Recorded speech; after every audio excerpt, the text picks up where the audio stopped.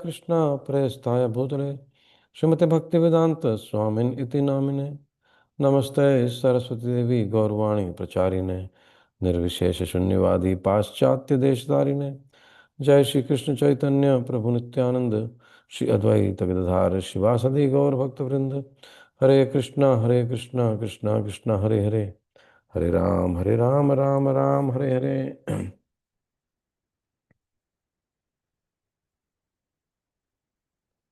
So, Canto 10, chapter 9, verse number 9.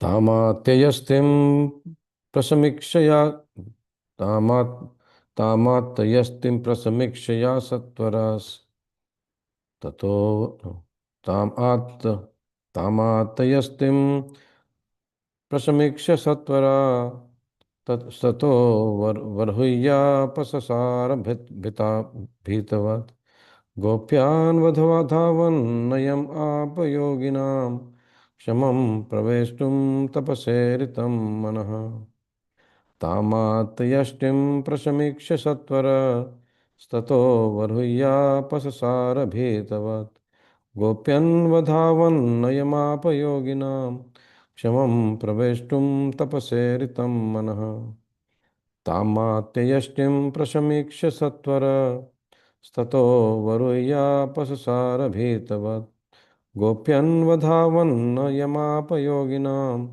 शमं प्रवेष्टु तपसेरितं मनः. A bit of a tongue twister that was. Synonym, translation and purport by His Divine Grace A.C. Bhaktivedanta Swami Srila Prabhupada Ki Jai. Tam unto Mother Yaśodā, Atta Yastim, carrying in her hand a stick. Prasamiksha, Krishna seeing her in that attitude. Satvaraha, very quickly, Tataha, from there. Avaruhya, getting down. Apasasara, began to flee. Bhitavat, as if very much afraid. Gopi, Mother Yaśodā, Anvadhavat, began to follow him, not Yam, unto whom Apa failed to reach. Yoginam, of great yogis, mystics, Kshamam, who could reach him, Praveshtum, trying to enter into the Brahman effulgence or Paramatma, Tapasa, with great austerities and penances, Iritam,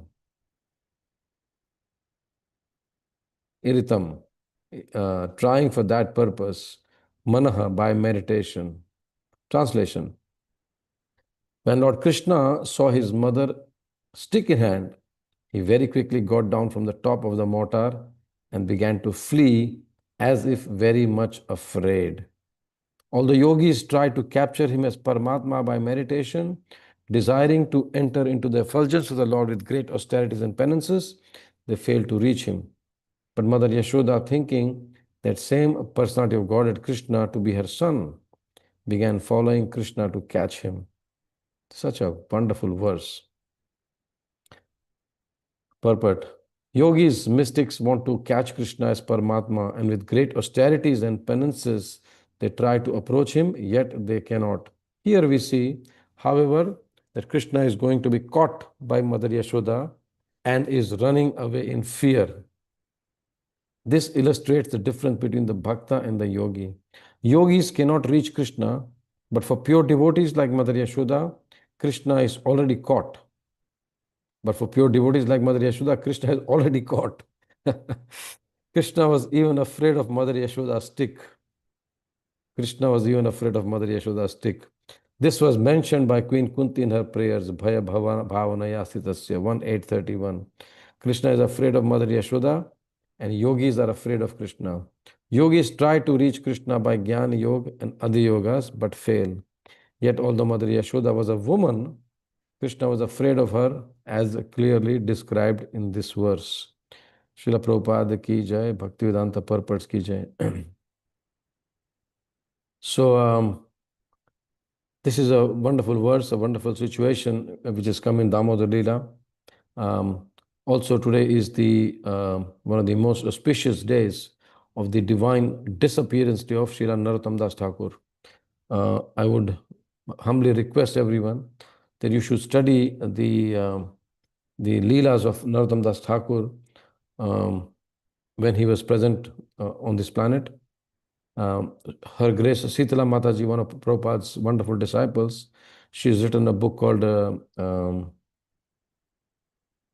Glorious Life of Narottam Das Thakur. Yes, Glorious Life of Narottam Das Thakur. Very, very wonderful book. And like how when Gaur Kishore Das Babaji was asked, how can you get love of Godhead? He said, you need 2 anna. 2 anna means 5 paisa. Something. It was a currency at that time. Paisa, anna, and rupee. So he said, you need 2 anna. He said, 1 anna you can buy the book by Narottam Das Thakur called Prema Bhakti Chandrika, and the other book called Prarthana. And fortunately for us, these 2 books with their wonderful Vaishnava songs are also available even now. So if you want to achieve love of Godhead, no problem at all. Just spend some rupees, some little, few cents only, and buy these 2 books, Prema Bhakti Chandrika and Prarthana. I think we have a copy here. So coming back to the glories of Damodar Leela, we understand that to describe this Leela and also to hear this Leela, we need qualification. Yeah. Poetically, our acharyas describe how the scene is unfolding here, as we described the other day, that each and every verse of this chapter, there's a whole scene unfolding, and we can actually do a drama on the entire scene. Just for this one portion, that's just this one verse. So we heard in the second verse that Mother Yaśodā is singing Yani Yani Hagitani. So when Sukadeva Goswami is reciting this verse, is composing this verse, Yani Yani Hagitani Chagitani Tadabala Charitani Cha. So Krishna, he's actually asking him, what do you mean Yani Yani? It is a fault in the composition, because something when you repeat, generally it's a fault. And then he says, Sukadeva Goswami says, actually there's no fault. Yani Yani means I'm saying and describing the songs which Mother Yaśodā is composing. And Yani Yani means it's emphasizing that Mother Yaśodā is singing about this song, that song, all the songs. Every song was Mother Yaśodā is singing just in glorification of Krishna. So Sukadeva Goswami, when he's composing, he's having this conversation with Krishna, the Paramatma, the super soul probably, in his heart. And then Krishna says, okay, fine, you're speaking about these songs, but then these songs are not of me, because you have not mentioned Krishna Gita, Tad Krishna Charitani. You have said Tad Bal Charitani. What do you mean Bal Charitani? Anyone can be Bal, anyone can be a baby. There's so many babies in Vrindavan. And Sukadeva Goswami tells him, Krishna, you know that any song which is composed, it's only for you. Anything what is done in Vrindavan, it is only for your pleasure. No one does anything in Vrindavan which is not pleasing you. Even when Mother Yaśodā is, attending the milk which is a little bit spilt out of the pot, and then she's mopping the floor. She's mopping the floor. In her mind, she's thinking, actually, this is same as me bathing Krishna. Because everything what is done in this house is for the pleasure of Krishna. So then she's thinking, okay, Sukadeva Goswami is the one who's qualified. Because she's thinking actually, when she's composing these songs, when she's singing these songs, she's saying that, if that son of Vyasa, Sukadeva Goswami, as we know, is son of Vyasadeva, says, if the son of Vyasa, he praises my Gopal with the most select words and in the best of the meters, right? Perhaps that composition would be the nectar for my ears. This is what my ears hanker to hear. Now, what is the proof? we can see that Mother Yashoda's words are not false. All of us sincere souls, and there are thousands and millions of sincere souls, who actually are very sincere and, under the direction of an expert, Karnadhar, expert captain of like Srila Prabhupada, he's helping us in cultivating this unconditional attitude of service to Krishna. So when we hear these pastimes composed by Sukadeva Goswami, who's again, as Krishna says, he's the only one who is speaking to Parikshit Maharaj and who's equally qualified, and they're both following in the footsteps of Vrajvasis. So the main condition here is that we have to follow in the footsteps of the Vrajvasis. How in Nectar of Instruction, the Upadesha Sar in the 8th verse, we are told that we have to follow in the footsteps of the Vrajvasis 24/7. So when we have this sincerity in our heart, when we become expert in cultivating this unconditional attitude of service to Krishna, then we would attain perfection by hearing and reciting these songs composed by Sukadeva Goswami. So Krishna is approving of this composition. Mother Yashoda's ears are hankering for this. So of course, Sukadeva Goswami is qualified to compose. But then are we qualified to hear? Yes. Because of Prabhupada's mercy, we are qualified to hear also. But one of the conditions also is when we dive deep into this Leela, we saw the previous Leela, that so many emotions are going on. Krishna is feeling, like neglected. Krishna is feeling jealous. Who's getting more bliss? And I should be getting the maximum bliss. Why is my devotee Mother Yashoda getting more bliss? So when we dive deep into these emotions of Krishna, we have to also understand that today, especially when we are chanting our rounds, we should seek the blessings of Srila Narottam Das Thakur. Narottam Das Thakur was the one who pioneered the original Sankirtan movement. Narottam Das Thakur, Shyamananda Pandit, and Srinivas Acharya, these three wonderful devotees, under the instructions of Chaitanya Mahaprabhu, they went all over India, and they spread the Sankirtan movement. So they were the original pioneers. Narottam Das Thakur himself was one who developed a special Kirtan style called Narottam Kirtan style. And he had big festivals in his village called Kheturi, now of course it's in West Bengal. And Chaitanya Mahaprabhu was the one who left this planet, and then he had the love of Godhead with him. He put them in a pot and left it with Mother Padmavati, which is Mother Ganga. Mother Ganga, when she flows in Bangladesh, she is known as Mother Padmavati. So River Padmavati, Chaitanya Mahaprabhu left this pot of love of Godhead for Narottam Das Thakur. And Chaitanya Mahaprabhu told Mother Padmavati, the River Padmavati, that after some time, one of my wonderful devotees, Narottam, will come. So please hand over this pot of love of Godhead to him. And this is what happens. And Narottam Das Thakur is born in Kheturi, then he goes for a bath in Mother Padmavati, and then he comes out with the ecstatic feelings of love of Godhead. So when we are chanting our rounds today, we should seek blessings from Narottam Das Thakur. Yes, we can dive deep into this Leela of Damodar. We can, relish this pastime. We can you can say, fly high in the spiritual life. But at the same time, our feet should be on the ground. When we are chanting, we seek the blessings of these Vaishnavas. We follow our spiritual practices every day, seeking the blessings of these wonderful Vaishnavas. And that way our feet can be on ground. In our old house in Chapel Hill, upon advice of an arborist, we had planted 2 Ashoka trees, 2 the Ashopala trees.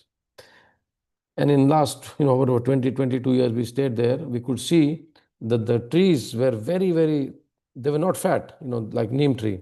They were quite thin, quite slim. The trunk was quite slim, but they were very, very tall, almost they were touching the ceiling, the terrace of the second floor. So they were, I think, about 5-6 meters tall, maybe more, maybe 7-8 meters tall, with very small trunk. But because it was deep down, the foundation was deep down in the ground, they could withstand all the wind, all these, cyclones and whatever has come, all the storms. They're still standing. So for us, when we want to dive deep or fly high in devotional service, we should be also having our feet firmly on the ground. So this way we can come to the description of this verse where Sukadeva Goswami is describing, okay, Krishna is sitting on the mortar, Mother Yaśodā is coming, and Krishna sees Mother Yaśodā and he starts to run. Now, of course, when we see that Mother Yaśodā is saying that when I'm composing these songs, when Sukadeva Goswami is composing these verses, is it the remedy to cure the longing of Mother Yashoda's heart? Yes, we can see that Bhagavatam was cherished not only by Chaitanya Mahaprabhu, but also it is Krishna in the form of transcendental sound. And even we, after many, many decades, many, many centuries, we are also getting satisfied, getting nourished in our spiritual life by hearing these wonderful compositions. In the spiritual world, in the material world, we have heard a saying, expectation leads to frustration.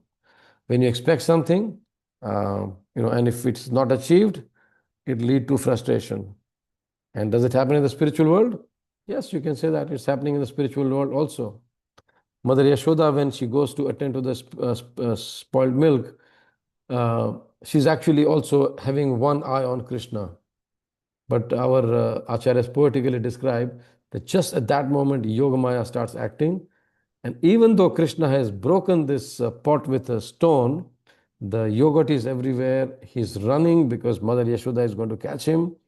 His little tiny feet, the beautiful soft feet, are smudged with the yogurt, and there are footsteps, with the yogurt marks all over the place. But Mother Yaśodā still sees Krishna just being innocently, just being placed there. This is the Yogamaya potency acting there. But then when she comes out, she looks at the pot and then she actually realizes the pot has been broken. And then she follows the cute steps. She goes to the storehouse, and storehouse, everything is mayhem. It's like a war zone. Then Mother Yaśodā thinks, okay, what do I do? For a moment, she still thinks that, it cannot be my Lala. He has never done anything like this. But then Paramatma within her, actually, of course, we know then there's no Paramatma in the spiritual world. But Krishna again is telling her, okay, so you and Krishna are the two here. If you have not done it, obviously Krishna has done it. Then she thinks, because there's so much love for Krishna in her heart that she cannot accept that Krishna has done any mischief like this. So then she realized, okay, this is this is never happened before. And so what does she do? She's just going to see where Krishna is. And then she peeps out of that storehouse window, which is like on a higher level. And then she sees Krishna sitting on the mortar, which is in the courtyard. Now, the scene is going to the courtyard now. The Krishna is sitting on the mortar, which is upside down, and which is like thigh high, for an adult, it's like thigh high. And after Krishna's birth, Mother Yaśodā had moved that, the big stone mortar. It was all nicely jeweled, and everything in Nand Baba's house is very decorative. Nothing is ordinary like our homes. So she sees the Lord is sitting on the grinding mortar, the inverted grinding mortar. And what is he doing? He's feeding the yogurt to the monkeys. Now, Krishna is also afraid that he knows that whatever I have done, I'm going to get some flag for that. And Mother Yaśodā is now thinking, okay, what do I do? Then very quietly, she very tiptoes, because She also has to save herself stepping on the yogurt footmark, and also the dry leaves and the twigs, which will make sound that the mother is approaching Krishna. And on her way out, she picks up a stick. Again, the stick is very beautiful. The stick is, decorated with, rubies and gems and jewels and all that. Now, our Acharya is very nicely described. Is it okay if I go a little longer today? 7 o'clock, should we finish today, or what's the scene like? Normally, we hear a little longer on Saturdays, right? So can someone guide me, please? 7:15, Prabhu. Okay, so we have time. I mean, people want to leave can leave, but the choice is yours. So Mother Yaśodā is thinking, she picks up the stick and she thinks to herself, for an unprecedented mischief, unprecedented discipline is required. Because Krishna has never broken the pots and never caused such a mayhem before, and Mother Yaśodā has never picked up a stick to chastise Krishna. Now imagine just Krishna seeing the stick in mother's hand. We see in Satyavarta Muni's damodarashtakam that he's just crying, rubbing his eyes. He's just like, the breathing of Krishna is becoming faster like that. Now this verse, Sukadeva Goswami explains that, the yogis are afraid of Krishna. Everyone is afraid of Krishna. They cannot even reach him. Mother Yaśodā is going to catch him, but Krishna is afraid of him. Now we understand, in the beginning of Srimad Bhagavatam, we see Yad Bibeti Swayam Bhayam. We'll recite this verse a bit later on to understand the meaning. But, how is it possible that the Supreme Personality of Godhead experiences fear even when the sound of his name is feared by fear personified? Yad Bibheti Swayam Bhayam. Apana samsritim ghoram yannam vivishogrinan. In the beginning, the 14th verse of Srimad Bhagavatam, first canto, first chapter, the description of Krishna and his names are given that the fear personified is afraid of Krishna. How can then Krishna be afraid? So you think Krishna is experiencing really the fear of Mother Yaśodā? Or is it just a dramatic performance, for people like us to come, for all time to come? When we are thinking, is it just a dramatic performance by Krishna? No. The Acharya is saying, no, Krishna was not play acting. He's actually sitting on top of the mortar. He's shivering in the fear of his mother. Now let's understand how this happens. Because Krishna is, his name is Swayam Bibheti, Tad Bibheti Swayam Bhayam.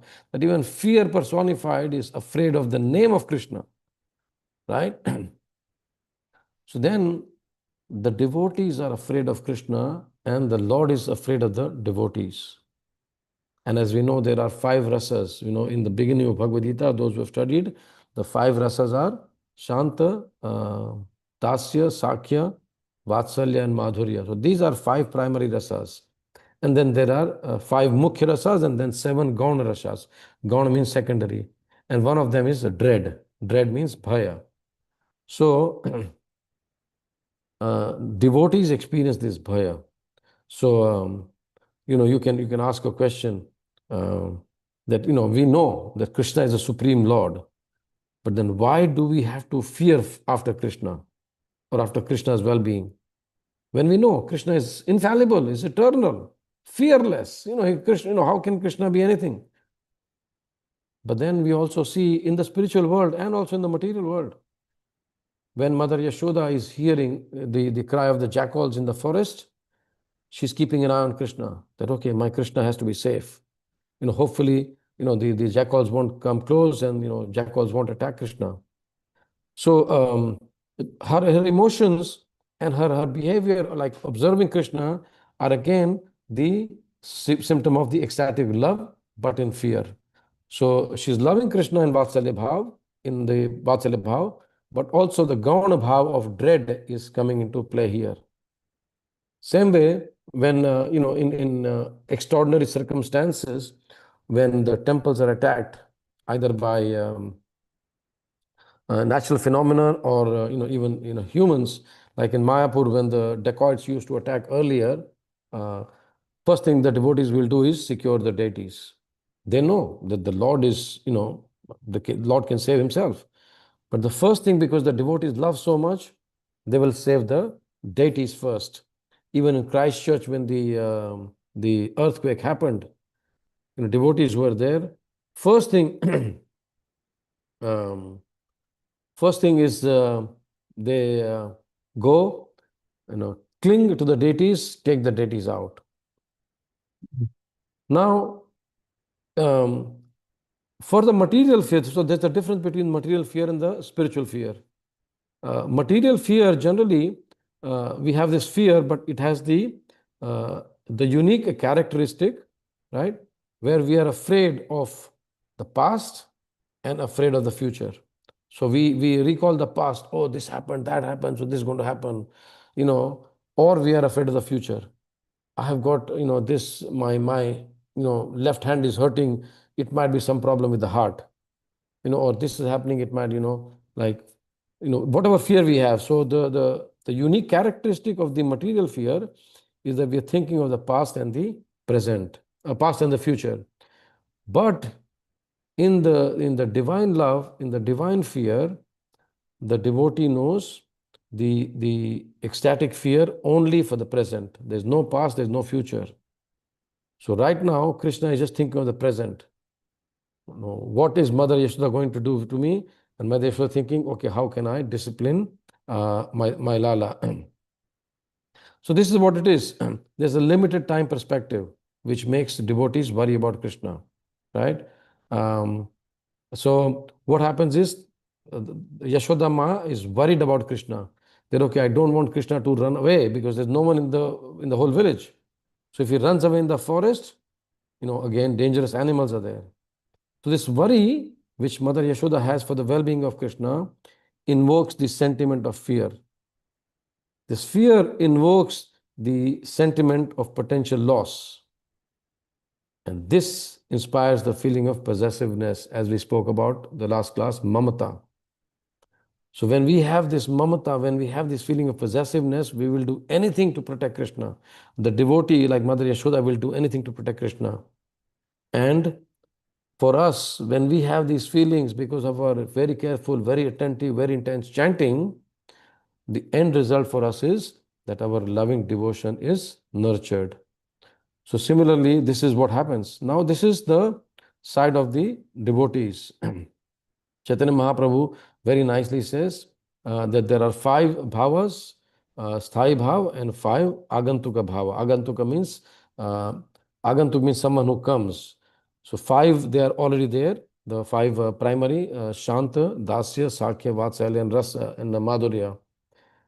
Pancharasa sthai vyapi rahe bhakta mane, sapta gauna agantuka paiya karane.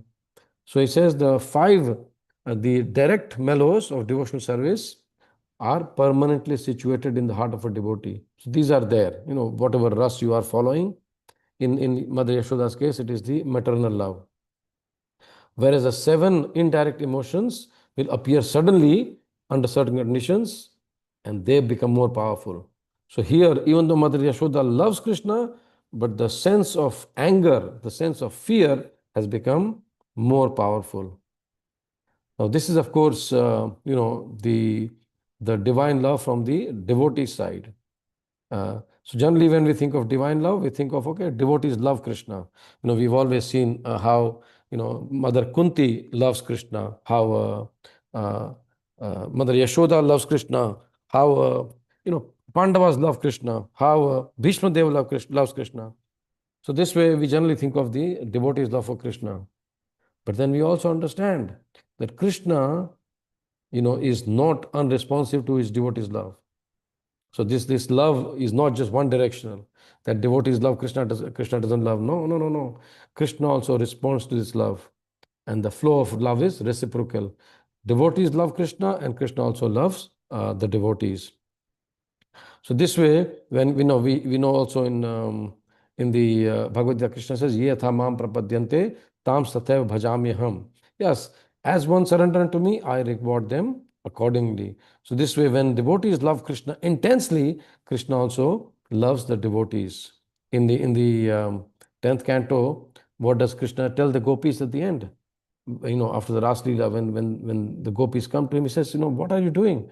We have left everything. What does the last verse of Gopi Gita say?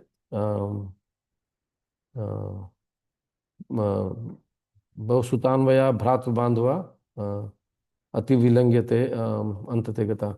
Says, we have Krishna, we have left our family, our husbands, Pati Sutanvaya Bhratra Bandhava, yes.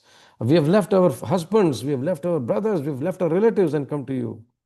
Why are you neglecting us now? And then what Krishna says, the reciprocation of love here happens is, Na paraye ham, I cannot repay you. He says, Krishna says, I cannot repay you. I am not able to repay my debt for your spotless service, oh my dear gopis, even within a lifetime of Brahma. He says, your devotion to me is beyond reproach. You have worshipped me, cutting all domestic ties, which are very difficult to break. And then what Krishna says, that let your glorious deeds be your compensation. That means let your service be your compensation. So Krishna also rewards the devotees. And from this statement of Krishna, we can easily see that just as the devotees are the shelter of love for him, Krishna is the shelter of love for them. So it's a reciprocal. We've heard time and time again that sadhavo hridayam mahyam, that the sadhus sit in my heart. So this way, Krishna is just not one-sided. Mother Yashoda's love and the anger and the fear here is so spontaneous. Why? Because the mother thinks the focus is on Krishna's identity as her son. There's no divinity here. Mother Yashoda doesn't think that Krishna is God. No, just my Lala, my little boy. Tadabala Charitanita, just my little baby. So it doesn't include any divinity here. And then Krishna, by the same token, in his dealings with Mother Yashoda, he feels himself completely dependent on his mother. And that's why he is afraid. So the Supreme Lord is unconquerable. No one can conquer him. But Krishna comes voluntarily under the subordination of the devotion of the devotees. So for us, my dear devotees, we can understand when we are approaching these leelas, Krishna is sitting, in a swastikasana position, like with legs folded, and is sitting on the top of the grinding mortar, and is feeding the monkeys. And Mother Yashoda is approaching him with very tiptoes, with a stick in her hand, and the monkeys are trying to, because Krishna's back is towards the palace, and the monkeys are trying to tell him, "Hare, Ma is coming, Ma is coming, Ma is coming." Krishna is just engrossed in giving the butter to the monkeys. And the wind is flowing, and the wind is telling Yashoda, "You think I'm going to catch him?" Mother says, "Yes, yes, yes. Look at the way he's sitting, He's sitting like a yogi. He thinks he's a yogi, but if he thinks that he is the guru of the yogis, I am the guru of the catcher of the thieves. Anyone who catches thieves, I am their guru, so I'm going to catch him, whatever happens." And then suddenly Krishna sees from the side of his beautiful lotus-like eyes, Mother Yashoda coming, then he starts running. For us, we have the shelter of Krishna in the form of his holy name. In the beginning of Srimad Bhagavatam, it's mentioned, Apana samsritim ghoram yannama vivashogranan. Vivash means even with whatever condition. Vivash means even when you are helpless, when we are surrounded by situations where we cannot help ourselves. There's no way we can help ourselves. Devotees go through these instances. Apanaha samsritim ghoram. We are we have forgotten, Krishna in this material tabernacle, as Prabhupada says. Yan nama vivashogranan. Krishna, whose name we can even take, in a helpless situation. Tataha sadhyo vimuchyate yad bibheti swayam bhayam. So when we even helplessly take Krishna's name, we can be freed immediately by even unconsciously chanting the holy name of Krishna. And that's why when we go out for Harinam, we actually tell people, request people to chant the holy name, even in whatever situation, just chant holy name. Why? Tataha sadhyo vimuchyate. One who is entangled in this complicated mesh of birth and death can be freed immediately by even unconsciously chanting the holy name of Krishna. Yad bibheti swayam bhayam. The name is feared by fear personified. So this is very beautiful. When we hear these pastimes, when we follow our sadhana, we understand that the name of Krishna is as powerful as Krishna. The second verse of Shikshashtaka says, Nam Namakari Bahudharnija Sarva Shaktish Tatrar Pita Niyamita Smaranena Kala. Yes, Krishna's name and the Krishna himself are non-different. They're the same. So when we chant our name, we are associating with Krishna directly. That's the direct phone number of Krishna. And when we chant, seeking the blessings of these wonderful devotees. Some time ago I spoke about this wonderful devotee called Fakir Mohan Baba. My Guru Maharaj, he had some association with Fakir Mohan Baba. Even we were fortunate to have, his association in a couple of classes he gave in MBT in Vrindavan.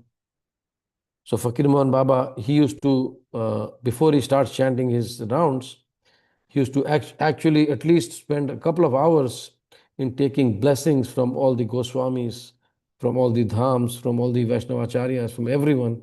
He'll spend 2 hours reciting their pranam mantras, getting their blessings, and then start to chant his names. So today is Narottam Das Thakur's Divine Disappearance Day. Wonderful month of Kartik. So many festivals are coming.